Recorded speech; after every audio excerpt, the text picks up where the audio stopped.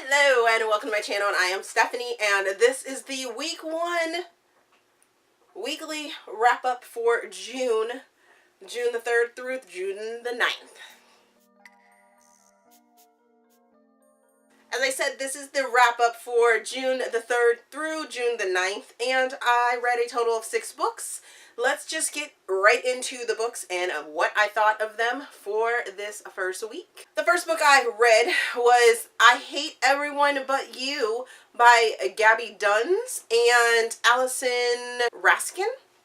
I actually DNF'd this book. I would place it in new adult LGBT category. I tried to listen to it on audiobook. I DNF'd it at 1 hour and 3 minutes out of 5 hours and 22 minutes. It just was not working for me. So this story follows 2 best friends, and one ends up going to college on both sides of the United States. One on the East Coast and one on the West Coast.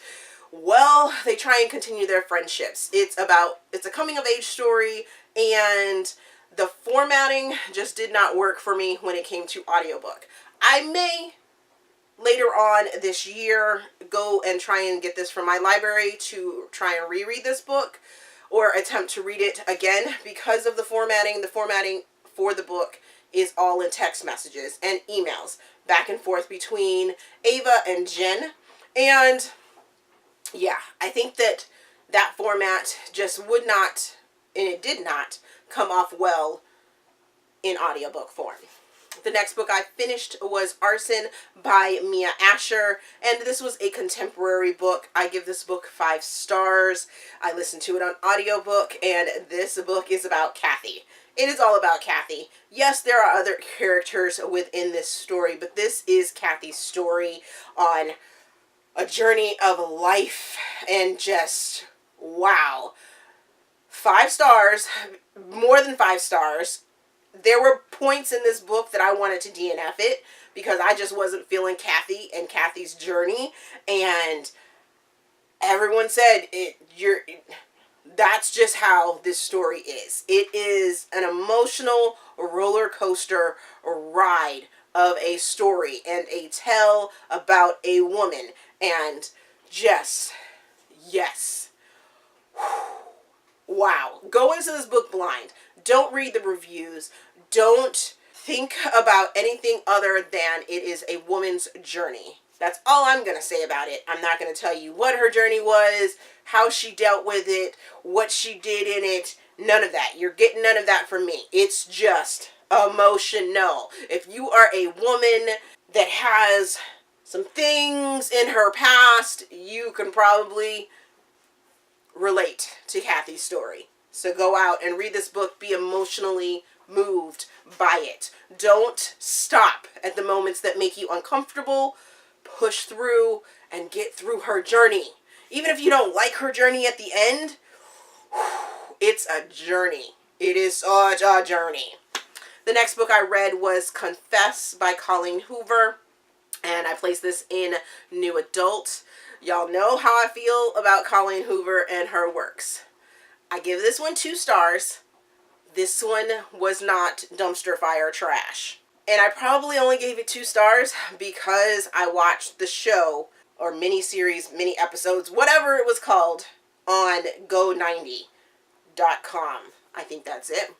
But I watched that show, last year? I think it was. And this time I listened to it on audiobook, which is a good thing because there was no way I would have been able to read this book. But this is Allburn's and Owen's story. Allburn has some secrets, and she runs into this door that has loads and loads of confessions on it. And they're all anonymous, so you don't know who wrote these confessions, but there's a help wanted sign, and she goes in. She meets Owen. Owen is the artist for this studio. He takes those confessions that are taped to the outside of his door or that are placed in his box, and he makes these paintings for them. Both of them have secrets. Both of them need to go through things. It just did not, it was underdeveloped for me. These heavy issues that Allburn and Owen go through, they would have been amazing had they been flushed out. but you got this surface story. At least for me, it was just surface story. It didn't have any depth to it, and that's why I didn't DNF it, and that's why I didn't give it a 1 star, but it just wasn't for me.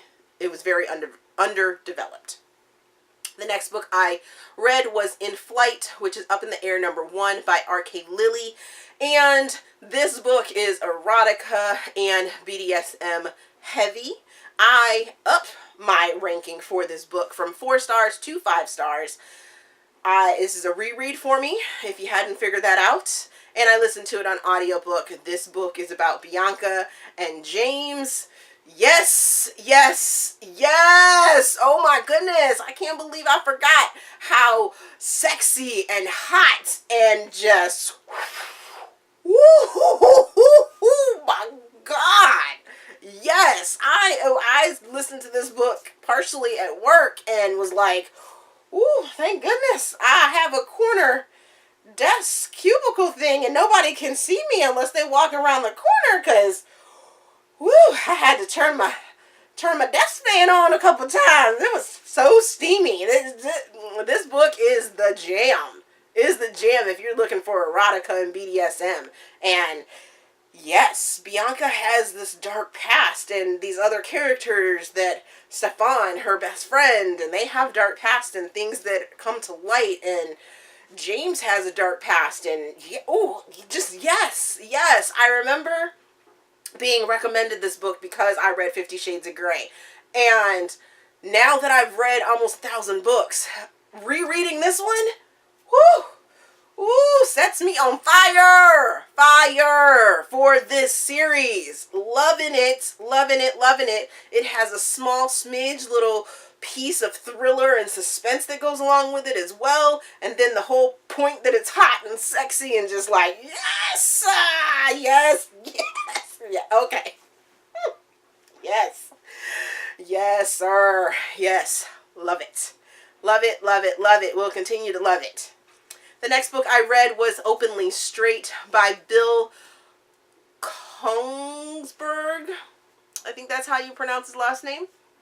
I read this book for Romance Roundabout in the LGBT category, and I place it in LGBT and YA. I give it 3 stars. I listened to it on audiobook, and this is Rafe's journey.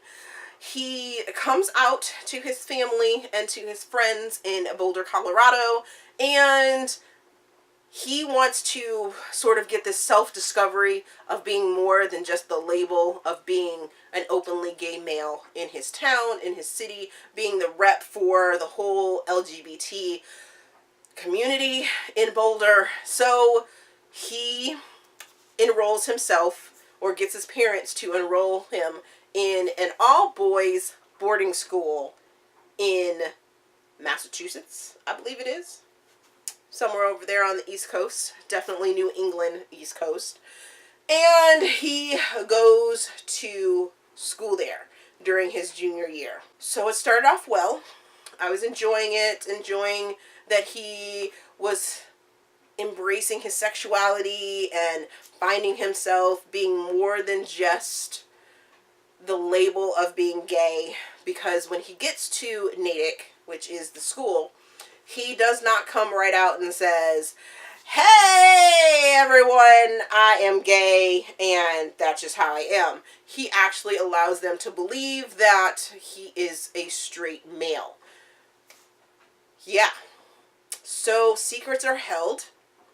Some things go on with the boys that are there at the school with him, and in the end, for me, this story is just about self-discovery. I kind of checked out a little bit, I think, and maybe I missed some meanings or missed part of the journey. Not exactly sure, but I did check out mentally. It just wasn't grasping me. I mean, holding me into the story. But I did enjoy it. I mean, it was a good coming-of-age story. I guess maybe if I was male and gay, I might be able to relate to it a little better.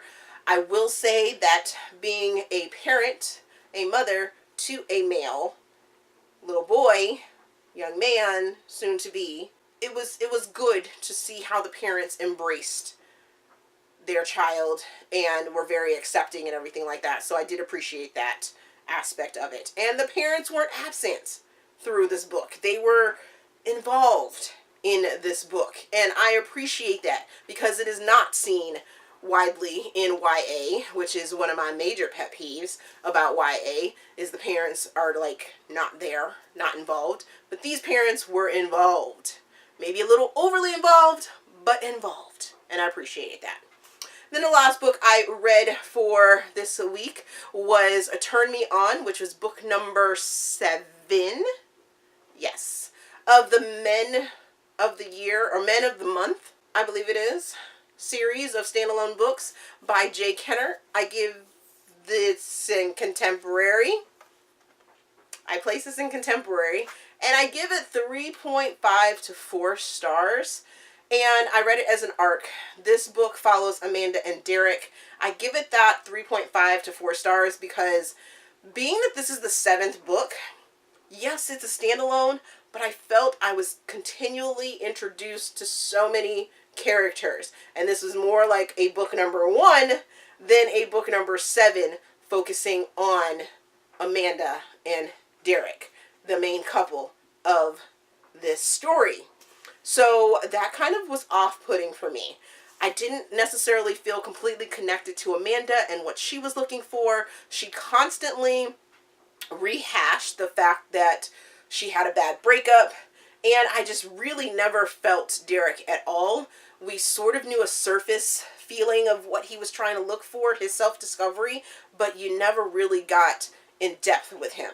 And I sort of feel like I need to go back and read 1 through 6 and then reread 7 to continue on with this series.